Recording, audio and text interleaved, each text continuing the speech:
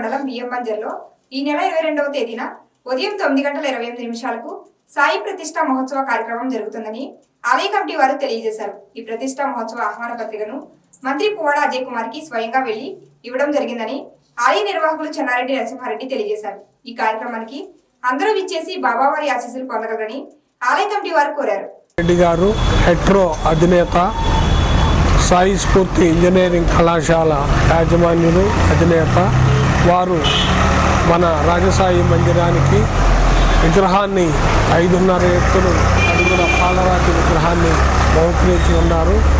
ఆ విగ్రహాన్ని నవంబర్ 20, 21, 22వ తేదీలలో కార్యక్రమాలు నిర్వహించబడుతున్నాయి. ఈ నెల 22వ తేదీ ఉదయం 9:28 బాబావారి ప్రాణప్రతిష్ఠ, అదేవిధంగా పూర్ణాహుతి, మరి ప్రాణప్రతిష్ఠ అనంతరం భారీ అన్నదాన కార్యక్రమం కూడా ఉన్నది.